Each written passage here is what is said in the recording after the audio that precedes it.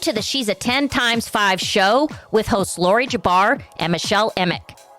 We're bringing public figures, subject matter experts, and other accomplished guests to the Studio 50 table to serve you up the best tips, tricks, and key takeaways that all us midlifers want to know about. Okay, time to join us for some times 5 fun. Let's go. Okay, all you tenors. There are many of us in our second chapters who struggle with our relationships with our partners.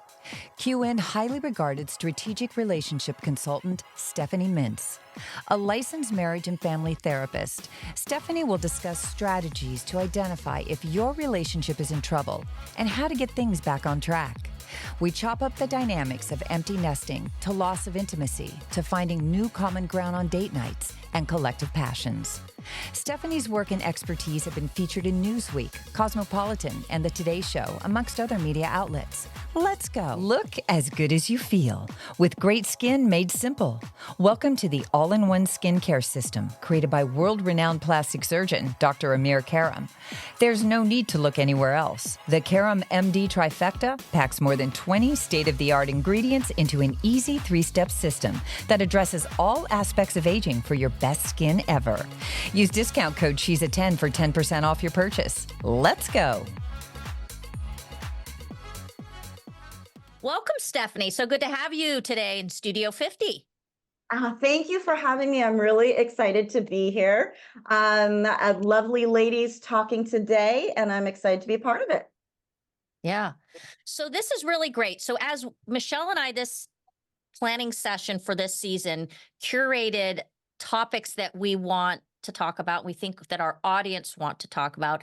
Relationship is a really big deal, and it comes in many forms and facets. And we had talked before we went on air about kind of the evolution with midlife women, right? Yes. And so let's start, and you take us out on the highway, because if we've been married or we have a longstanding partnership and we've been in it to win it for quite a bit of time, things change, and it can get stale, and we can get disconnected, and we have so much focused on our kids. And then when that Band-Aid is removed and they go off to college, there can be some distance and fractures. So let's talk about that and some of the advice you give to people that are in their second chapters, not only in age, but also in a significant relationship. Okay, so there's several things that you said in there, and the way I work is breaking things down because they become more manageable and more you can reach the goals. So that's the way my brain works. So I actually heard several different pieces in what you said. So one of the things that I heard you say was you talked about losing kind of that connection. Some of the intimacy, and I talk about 3 different types of intimacy, but connection in general, things have gotten a little bit humdrum, kind of Groundhog Day in your house. And then there was another piece you mentioned that was more so about when the kids have gone off to college, or they've left again, if maybe they've come back after college, because that seems to be happening. So a lot of people have heard the term empty nesters. I actually don't particularly prefer that term. Thank you. Okay. No, and I don't mean to interrupt you, but I mean, Michelle knows she's still got hers at home, but I am what I call a free bird. I feel like that term empty is awful. It's awful. Awful. And so, yes, so I call it free birding, which can sound like many different things. But the idea is your life is not over. It is not. Now, there's different aspects within freebirding that can happen. And so that's why I break it down even further. So some people's lives, and there's nothing wrong with it, there's no judgment, it works for whatever works for everybody, is that their lives have revolved around their children. And that often is necessary to an extent, and everybody's degree. Oh, I talk with my hands a lot, by the way, and do a lot of different motions, and different degrees of how people do that. Some people are working, some aren't, some travel, different ways that can be. But sometimes people's lives are completely revolved around the children, and it could be a very healthy way. But what happens with that is when the children leave, is that the connection between the partners has lessened because both partners were focusing on the children and losing that connection. Sometimes people can lose purpose in their life. That can happen a lot because they were focused on giving, which is such a beautiful thing and an exhausting. It is one of the hardest jobs in the world. I'm sorry, maybe people disagree, but try to do it if you haven't for 24/7 for decades on end. It's a lot of work. And so giving that much is really incredible. But when you focused only on other people, you kind of lose who you are and may not know who that is anymore. And then add that into, if I don't know who I am, how am I going to know how I'm going to fit with this other person? And we haven't grown together as our children have gotten older. We've kind of lived parallel lives. So people can live lives even with kids together and joining together, or there is growing apart and there is parallel lives. And so we have to break them down in terms of what's happened with each people to determine how to help it. But there are some general things that you can do. And the idea is, instead of it being a loss, because that's what empty nest sounds like, is I've lost this, is it's you are changing. You are now free birding. Your life has more free time. You have a freeness to find yourself. You have a freeness to try new things because there's a different sense of need from you. It's less of a need from the outside world and more of where you can look at your own needs and your relationship needs. And so it's free birding. Your life has freedom in it that you've not had. So what are you going to do with it? And it can be daunting. For some people, it's really daunting and scary, but we can turn it around to being something exciting. And that's where you want to go. So long story, not short. Hey, let's go a little bit further because I am a new freebirder. Okay. All right. So this is great. Yeah, like 2 years in it, and I am one of those ones that I've always lived a full life. I have had the mentality that my kids are my biggest priority alongside of my husband. However, they're not my life. Right.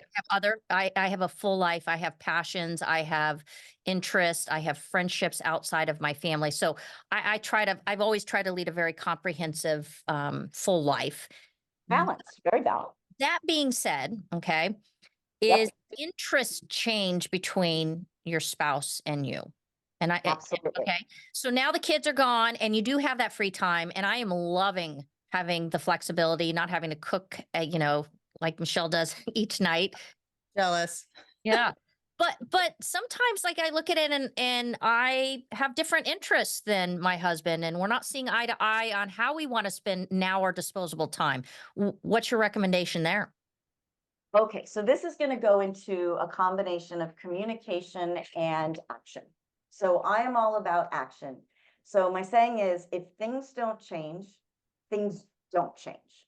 Okay, so if you found it isn't working, we need to find something you can do. So the first is looking at, are you both on the same time frame, it sounds like, on how much time you want to spend together? How about need to spend together to feel like a partnership? And I'm actually talking about being really detailed.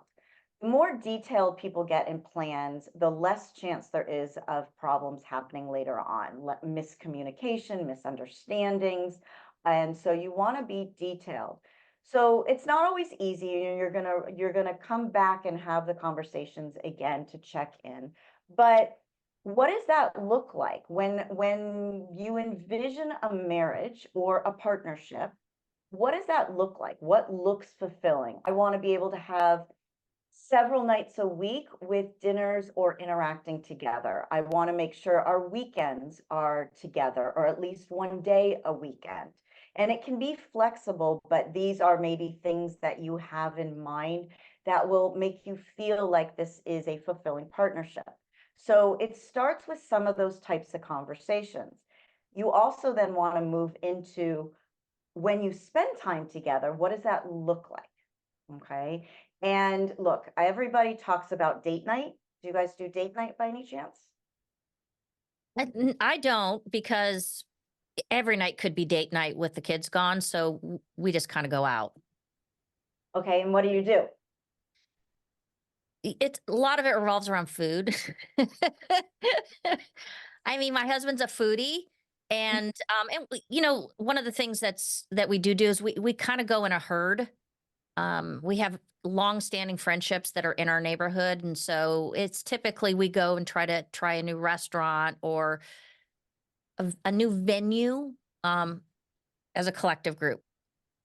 Okay, so this is great. You are not alone. So this is very common, which is great because I have a solution for it. So the idea of this is this. Did you ever see the movie Date Night with Tina Fey and Stephen Carell? Steve Carell? I think I did, but I don't recall. It was a long time ago. So I'm gonna suggest you watch that and then get back to me and let me know what it is and how you feel about it. But here's the idea. When people think of date night, and I don't actually use that word anymore, that phrase, but when they think of it, they often think of it and do food. Okay. So you're going to a restaurant, you're going somewhere, it's based on food. Now, if you haven't felt connected with your partner, let's separate out the fact that there's a group. Okay. Let's just say the two of you go out. And if you haven't been feeling connected, maybe there's been a little tension and stress because of that. There isn't as much affectionate feelings just because you're trying to figure this out. Maybe you've had some arguments. Comfortable is it going to feel to sit at a restaurant, and most people sit across from each other, but even next to each other, and feel like you're forced to talk because otherwise you're staring at each other, or you're sort of looking around at the different people in the different room, or people are on their phones, right? It can feel a bit forced when you're faced eye to eye that way or next to each other and it's the two of you, and it can be hard to come up with ideas and things to talk about, maybe not revolving around kids or work. So the idea is can become an uncomfortable thing. Hence, oftentimes going out with more people because there's more things to talk about. There's more people. You can take some silences because other people are engaging. But this is a time to connect. So the idea is you don't, sometimes yes, but it's ideal, especially in terms of reconnecting, of actually doing action dates. Okay. So the idea is there can be food involved, okay? Because I like food too. So it can be before, during, or after, but the time spent together is not around food. It's around some kind of activity. Okay. Now, the idea of an activity is several pieces. When you're doing an activity, you are focused on something together. Okay. Now you have something to talk about. You have the activity to talk about. So you're not trying to come up with something. And it's a neutral or positive things that you're talking about, right? And these can be anything. Old school, going to play pool. You can go golfing. There's Top Golf. There's all kinds of different things. There's pop-up museums. There are virtual reality, which actually can be fun. I know it seems like for kids, but it actually can be fun and silly. There's axe throwing. I don't recommend going when you're in an argument. Plate throwing. There is a zillion different things that are out there now. There's these things where you can smash cars, or you can do painting in the glow in the dark painting. There's a zillion things that you can find to do. And now you're focused on an activity. And if maybe one of you is better at than the other, you can be helping each other along. You can be silly and fun and laughing. So the idea of spending time together is about smiling and laughing and enjoying. And you're also learning new things about each other, right? Because we are no longer the person that we were before kids, during kids. Now, you're not even the same person you were before we started this podcast, because you've never met me, right? You've never heard this idea. So you are literally not the same person because you can't unexperience this, right? So now you've got an activity. And the idea is there's two parts to this. So the first is an activity. There can be food involved, okay? But that's not the purpose. And the second is it is supposed to be what I call light and fluffy. You know, when you see those movies, such as Date Night, could be Avengers, could be anything that's just kind of more light or silly or unrealistic.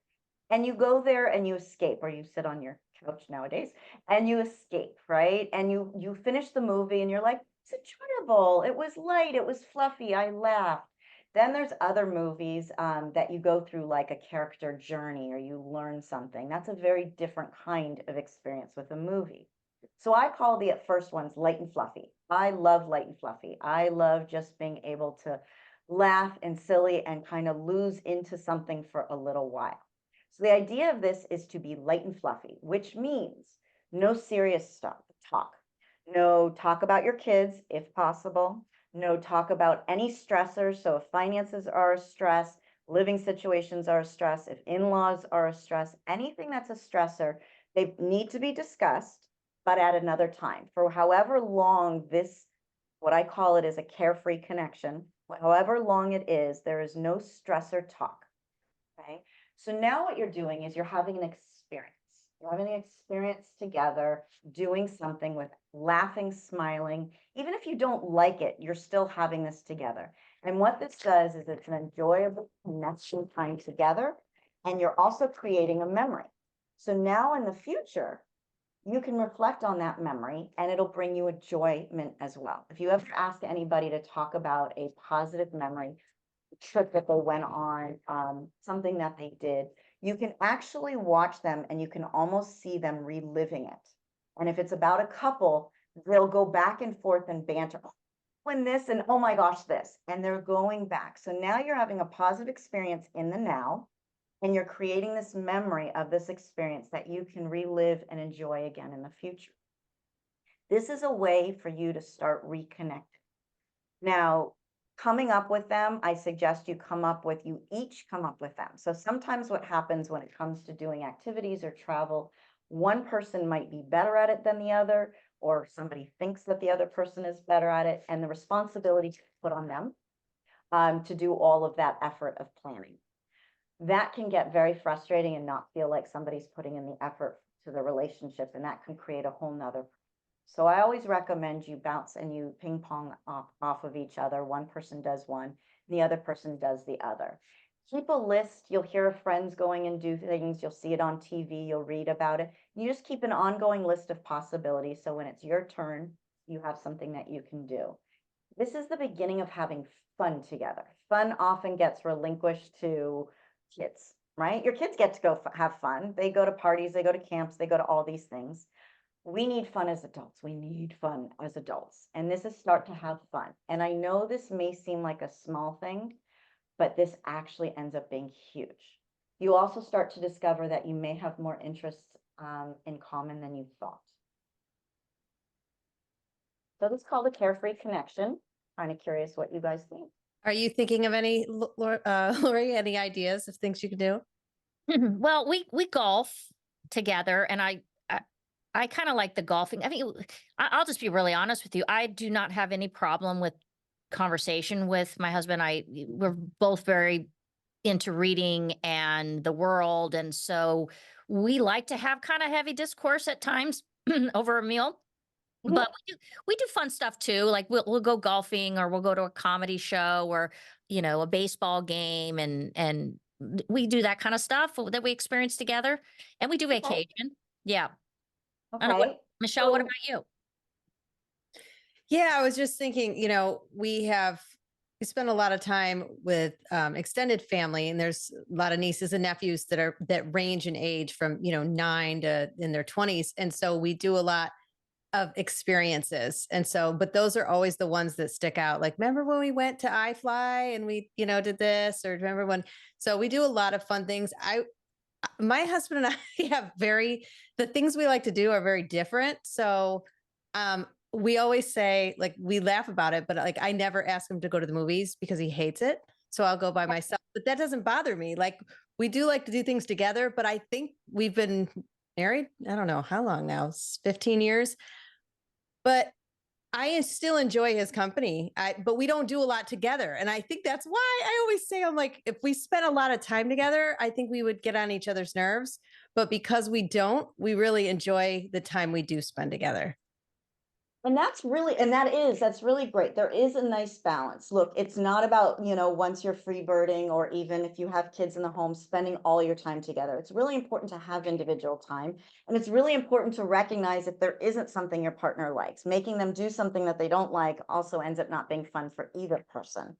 But I think sometimes trying new things to see if maybe you can find more things that you like together. I've worked with people where they immediately said, nope, we like opposite things. And when it was really focused on let's try new things and really sitting down and really thinking about it and being like, I don't know about this and you don't know about this. Let's see if this is something. They actually found a lot more than they had realized. Yeah. And The I think other piece, oh, go ahead. I was just going to say, I think what's great is it's so easy to get stuck in your comfort zone. So what you're saying is, get creative and come up with some things that maybe you like the axe throwing or whatever, or something that's not on kind of the everyday, hey, let's go do this. And that in itself, just those experiences doing something different. And how about absolutely, and it has been creative because we can get into doing the same things, which takes away from the experience, right? If it's always the same thing, you still get into that rhythm. But the other piece that was mentioned, and both of you had mentioned it, was doing things with other people. Yeah. So whether it's the herd, I loved how you said that, or with kids and family, those are great.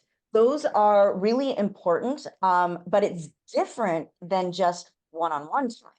So I talk about categories of time in a relationship, and they're all really important. And one tends to often be work or responsibilities. The other time is going to be what I call quality time. And that is one-on-one without screens, phones, things like that. Sometimes watching can be to get, now how people binge can be a little bit more, but it's just focused on each other. Then there's what I call time together. If you're in the house and maybe you're in the same room together, but one's on their phone and the other person's on their computer, you're in the same room, you have some connection, but you're not focused on each other. And you kind of are like, oh my gosh, so-and-so said this, I saw this post so-and-so did you know this? So you're still kind of connecting, different than one-on-one time. Then there is family time or time with other people. And that's an important time as well. But that's, again, going to be different than one-on-one. And then there's the individual time that you mentioned. I was going to say, from your experience, what do you see as recommended amount of quality time? Is it once a week, once a month? I mean, how often are we talking? Failing. Check that box. I'm getting a little worried here. Uh-oh. No, it doesn't have to be. Now, every person is an individual and every couple is an individual. So there isn't one set way or anything. I do find I wouldn't necessarily recommend once a month. That is a lot of time that you're building a life outside of the relationship. Honestly, that tends to be a lot of time.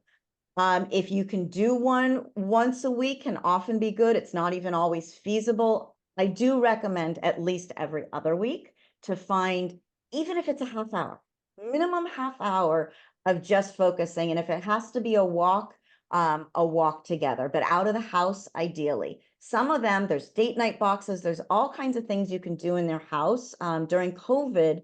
Now that's an interesting one. It's an example. COVID, people were together more than ever, and yet people were the most disconnected than ever, which doesn't make sense.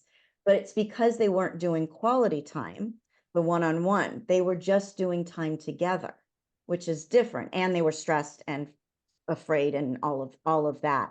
So it's when people focus on that one-on-one time is the real connection. So making sure that that is happening. So one thing that I have noticed, and I'd like to get your take on it, is, and I think, Michelle, you and I kind of are in the same lane on this, or at least the same lens, is we have vibrant relationships outside with friends, with colleagues, with people that we become familiar with.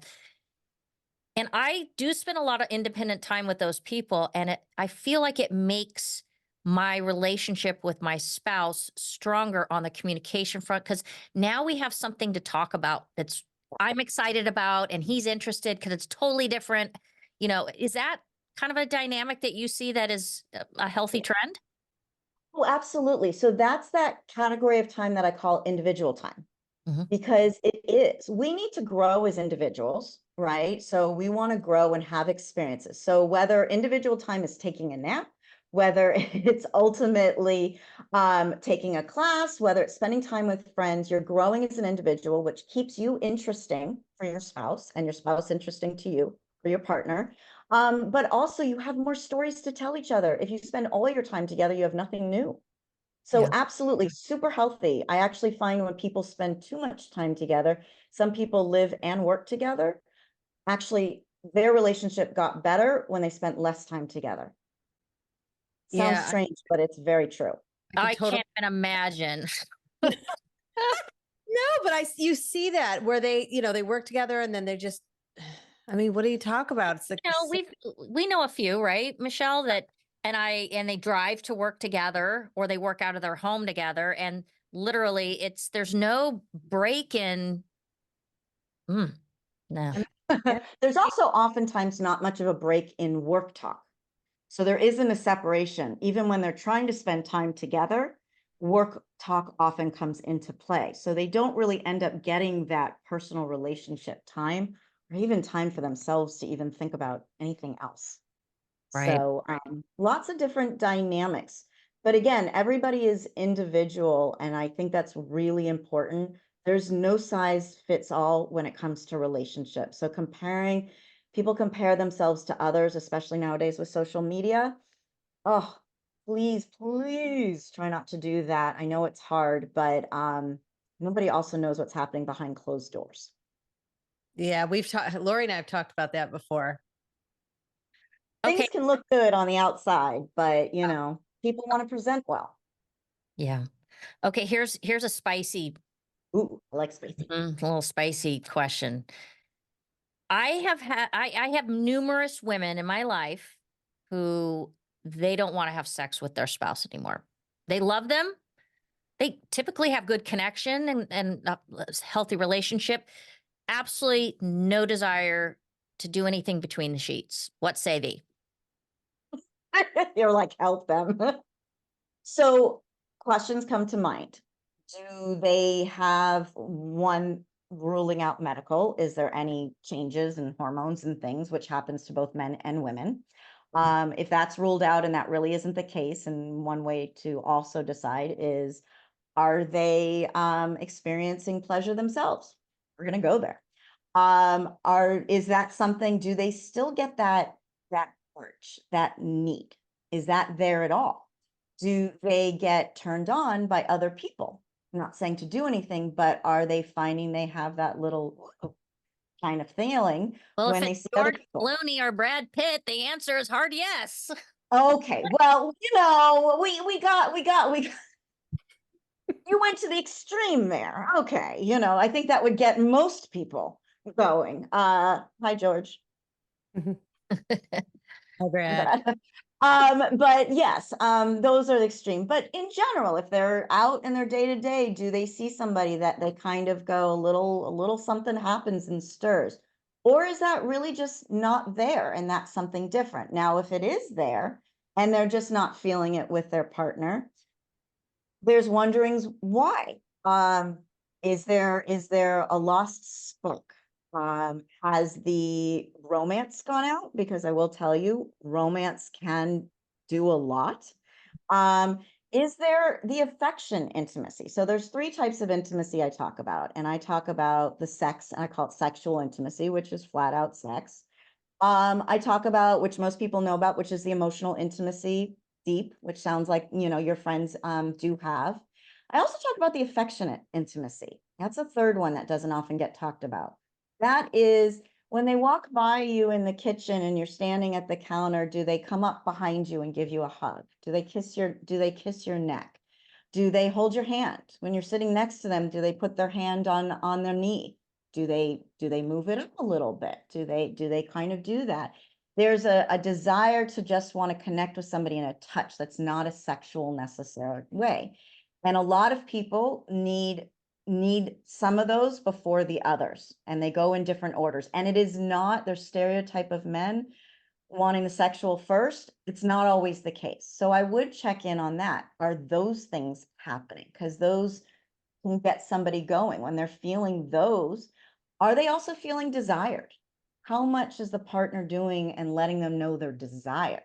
And I'm not talking about like buying them something out of the blue that is like, hey, it's on. It's kind of like, okay, I know what you want, but I'm not there. That's not going to help. And that might push the person away. But do they give them compliments? Do they tell them they look sexy?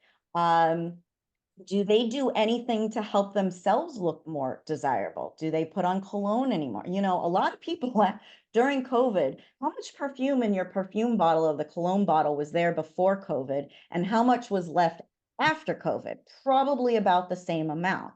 It meant people weren't putting in the same effort. So have they stopped doing all of that? Did they start doing it again?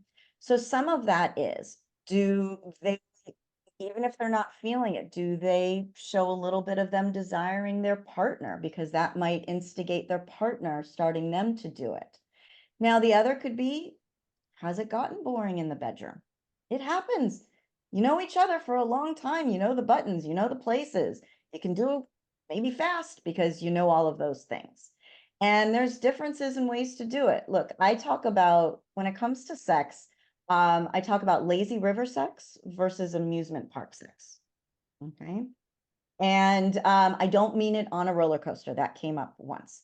You probably will get kicked out. But the idea is, what is it?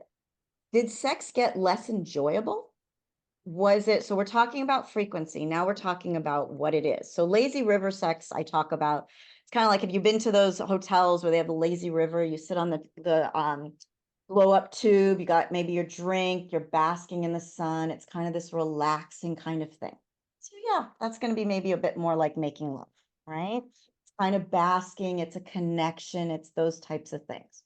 Amusement park sex, if you've ever been on those roller coasters, maybe Mr. Toad's Wild Ride at Disneyland, I will now ruin that ride for you or make it exciting. The idea is you're getting bumped around, you're getting whipped this way and this way, you're going to stop and jerk and you're going to go up and down, and it's exciting and you don't know what's about to happen. It's Vegas. So Las Vegas sex, baby. Just saying.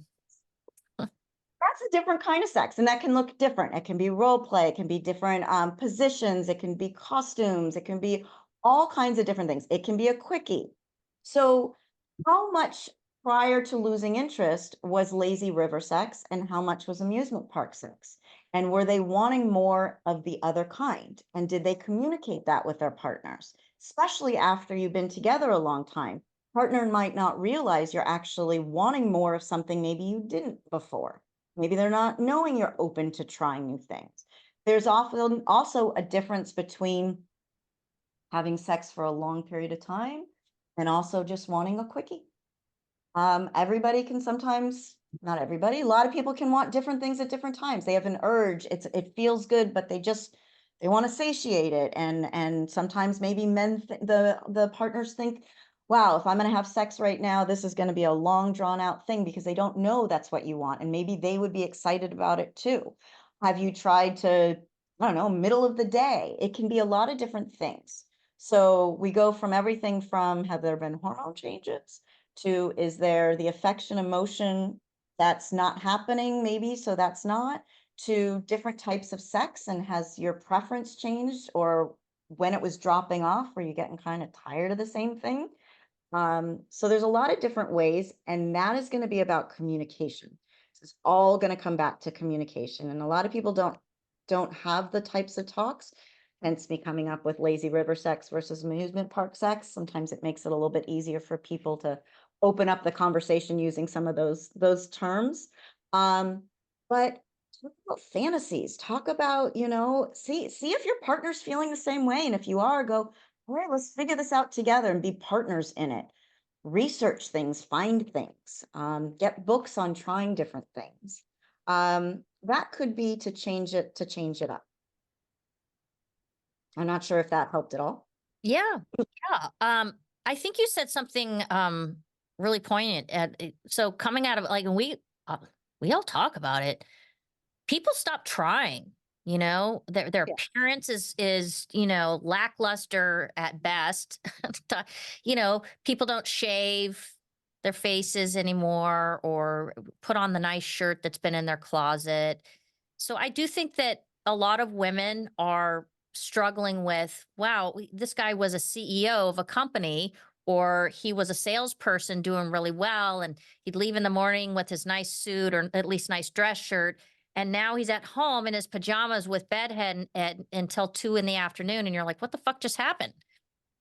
You're gonna see that, and then you're gonna watch Ocean's 11 and see George Clooney in his nice suit, and you go, I want that. That's Well, what I married. yeah, That's who I'm and married. in fairness too, I mean, yes, we have a lot of female listeners, but men listen to this too. The same thing goes for women. I know I'm 100% guilty because I'm laughing listening to that because working remote, and I've worked remote for so long. I mean, there's so many times that I'm like, I sit in front of the computer. I'm like, hair up in ponytail, sweatpants, Yeah. for years, I used to get dressed up and go into the office, heels on, the whole nine, makeup. That doesn't happen very often. No, who's gonna want to rip off sweatpants? Yeah, Right? exactly. Who's gonna be like, gotta have you right now when you're that? Sometimes, and maybe once you get back into the routine, but yeah, it's not.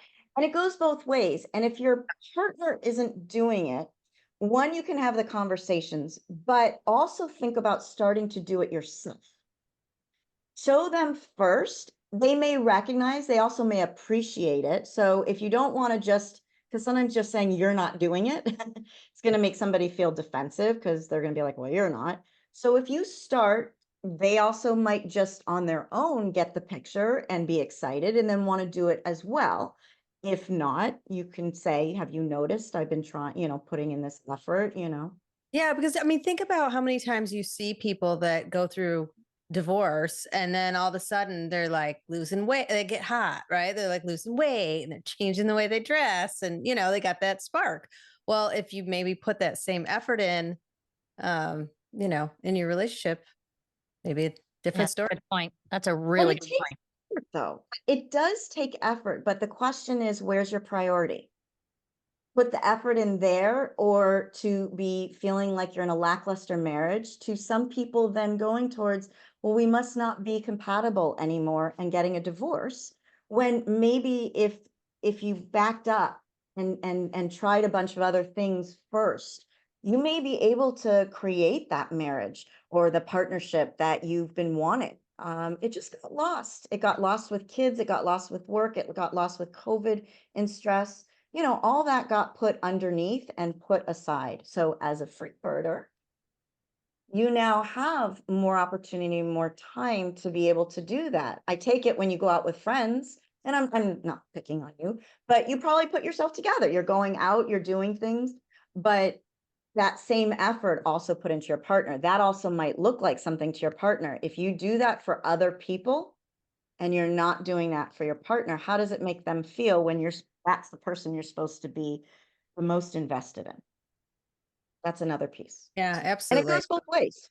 Yeah. So communication and effort.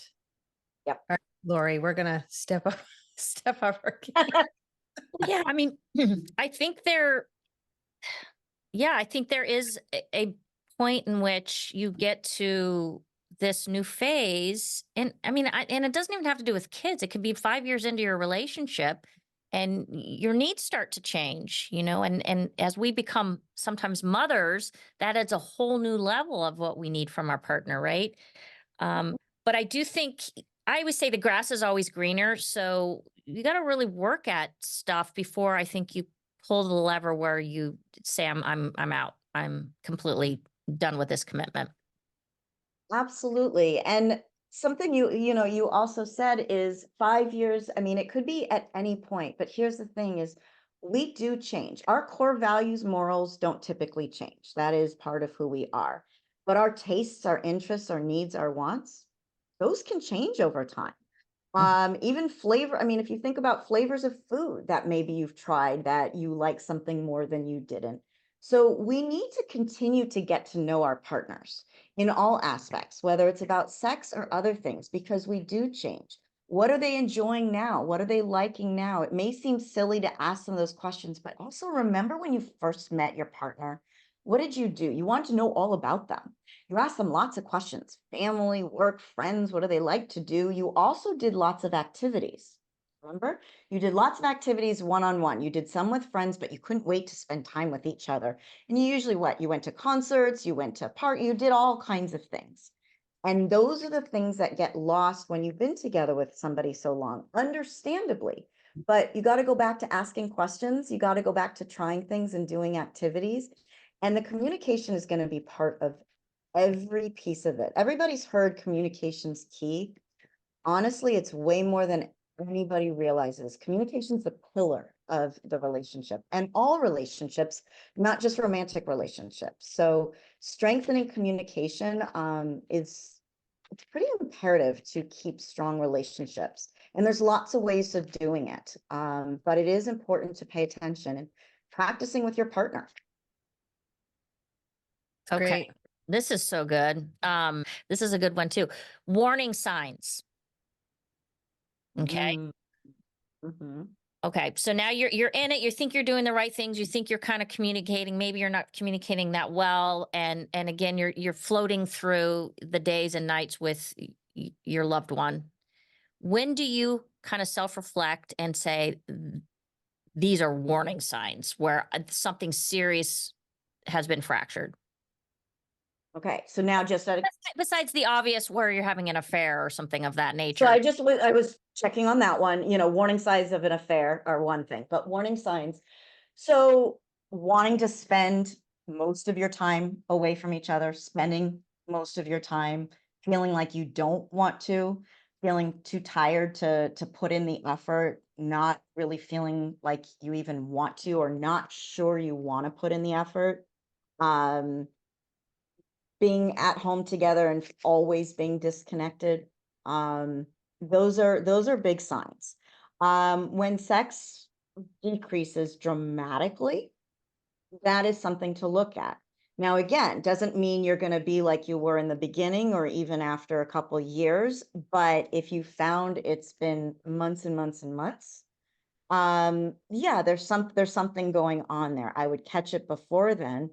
Now, I will say in terms of sex, just another piece about that is sometimes when we get out of the habit of doing something and we haven't done it for a while, even sex, we kind of get used to not, which sounds kind of crazy to some extent because oftentimes people love sex and when they have it, they enjoy it.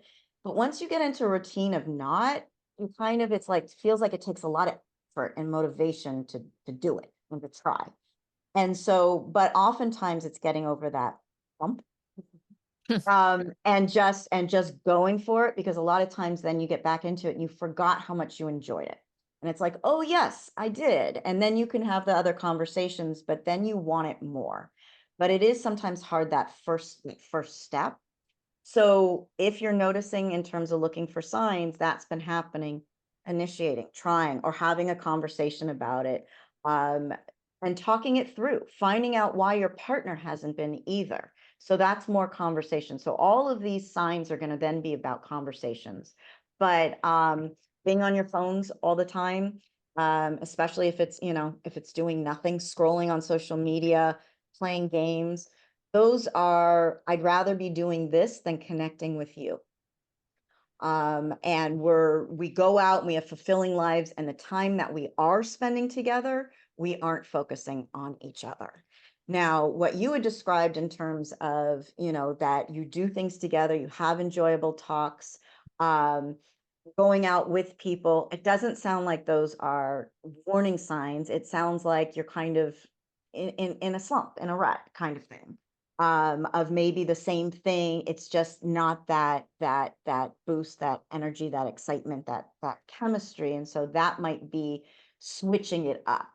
But it doesn't sound like the signs where it's like we're fully doing this. We're just maybe slowly, or we kind of do this, a little bit of this. So when you are living parallel lives, when you are doing the social and all of that, and not wanting to spend time together and feeling like it's an effort to want to actually talk to your partner, that's when you're going to start to maybe do this And that's when you need to immediately talk. The further it gets away, the harder it is to come back. So yeah, the desire to even spend time would be one that I would say is a warning sign. And choosing to spend time doing anything else. Yeah. I think this is great because, as I'm listening, it's a good reminder, right? That we all need, because I know, when you're mentioning those things, I mean, we all can relate. I mean, I'm sure everybody listening, something out of what you said hits home. And so it's great to have this. I'm so glad we had this conversation to bring it up, because there's some great takeaways. Yeah, I think Preventative is important. I'm sorry. I just wanted to say also the preventative is going to be, like you said, looking for the signs. Go ahead. yeah. Well, I think that what we underestimate is how much work healthy relationships take. I mean, we put a lot of work in our relationship with our kids if we got them, right? And but friendships and your spouse, it takes work, and I think a lot of times that's hard to recognize and understand and get our arms around. It's easier So just to kind of just go about our days, you know? So I do want to put something out there. So I'm very big on vocabulary and language, because we can get the same point across with what I call a steak knife or a butter knife. Okay. We can say something that's super direct and is going to create a defensive or turn somebody off. And we can get the same point across by using different language and different vocabulary and have them engage with us. So it's something I'm very aware of most of the time in my own life and with the work that I am helping my clients. So one of the words that I just wanted to maybe help you and help your listeners with is the word work. I don't tend to like to use the word work. When we tend to think of the word work, we tend to think of it being hard, and we don't necessarily want to do it. And it's got a little bit more of a negative connotation. Maybe for some people, not fully, but it tends to have a little bit of that. And we've chosen to be in these relationships, and you're wanting them to be better. And so instead, I look at the word effort. We choose to put effort into something, or we choose not to put effort in it. But it's a softer term that has more of this is something I want to do. I maybe need to put in effort if I want this, but work sounds like this is going to be a little bit more drudgery. So just in changing that mindset and even talking about things with God your damn it, partner. my husband's a lot of work. I tried to help you there, your husband. No, I'm kidding. That's a really good point. And Michelle, you did use the word effort, which I think is much more appropriate. But so I thank you for bringing that up, because I agree emphatically. It's amazing how many people use that word. Yeah. And I will say, if in a relationship you are having to compromise on almost everything, that is one where I say that is a lot of work. That is one where it is a lot of work. Relationships do have compromise, and compromise can look a lot of different ways.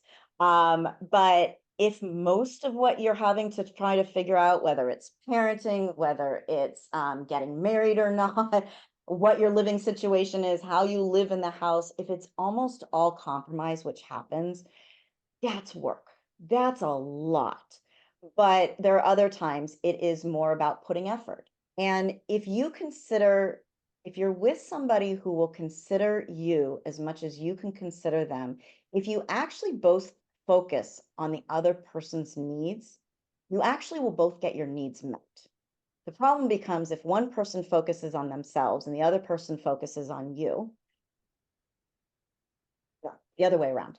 But if it all goes in the direction of one person, it's not going to work. And so it is about the compromise, but even using that word compromise also tends to have a negative connotation. So there are ways to look at these. So just as another example, but the work, you listen, a lot of people say relationships take a lot of work. It sounds like you'd want to be in a relationship if it takes. But people choose to be in relationships because they can be wonderful. So yes, you put a lot of effort into it. And if you're not willing to put the effort into it, that's something to also look into, because that's a sign as well. Back to signs. Okay. Stuff. Yeah, very good stuff. I feel like this should be like a 9-part episode. I'd be happy to. I could talk about this all day. I'm super passionate. I love helping people with their relationships. Relationships are such a big part of our lives. You actually go and listen when you're out at restaurants or nail salons, barbershops, or wherever you are. If you actually overhear other conversations, the amount of times they are talking about a relationship is unbelievable. Somebody's arguing with their boyfriend, they're considering breaking up, they're having a hard time in their marriage, they're considering divorce, they just got divorced. It is so much about relationships that having that be more of a positive in our lives is really huge. And I love helping people with it and helping them with strategies about change. So, like the amusement park in Lazy River, that's a concept, but strategies on what you actually do. So, like the carefree connection, it is about focusing on change. You don't want to get stuck in the emotion, the negative emotion, but focusing on what can be done. So, yes, I love to do it. I'd be happy to come back if you'd have me, or if you have any questions on your own. Okay. Awesome. All right, you ready to have a little fun? And we'll wrap it up. We'll do this rapid fire. Oh, okay. Okay, this is the luxury pickleball lightning round. Luxury pickleball curates high quality products and experiences on and off the court. Okay. Use She's a 10 and you get 20% off luxury pickleball. All right.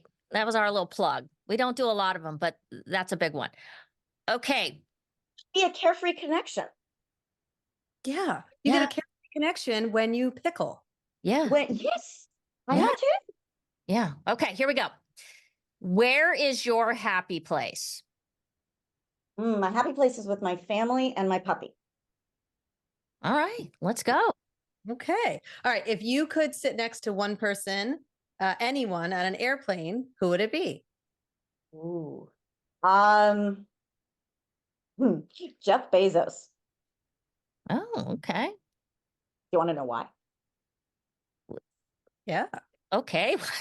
Give it to us. And a Jeff or what? Jeff Both of them. Because I know that they had both struggled in prior relationships, and I'm rooting for them and would love to be able to help them set themselves up for success.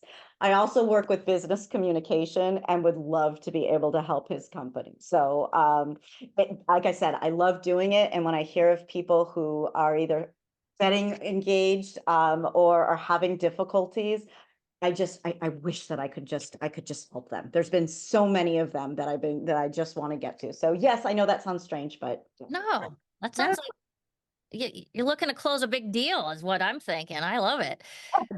If you're listening, we got something for you. Yeah. Okay, this is an odd one, but important. Do you believe in UFOs/aliens? Do they exist?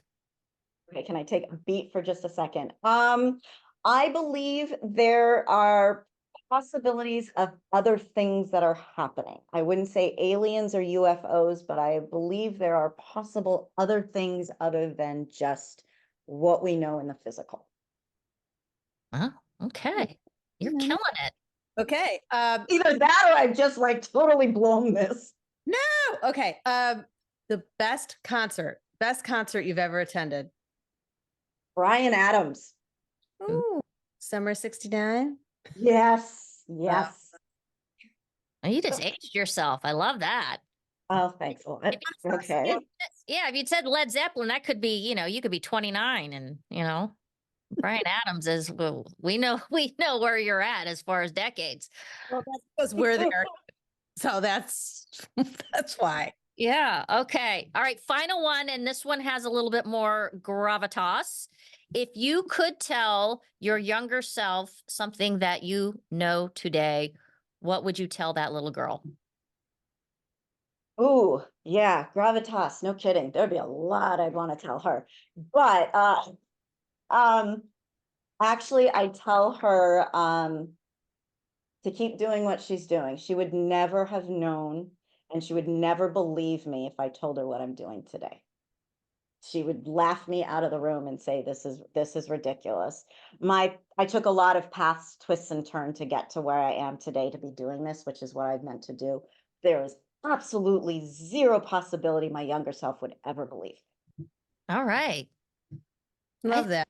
Yeah, that's a really good one. That's, yeah. Just so you know, we asked the same 5 of each guest, but Okay. but none of y'all know it because Yes, we no. record everything. So we're tricky. Yes, you are. And now I'm really curious what other people have said. Oh yeah, we got some good ones. Listen into all the episodes this season.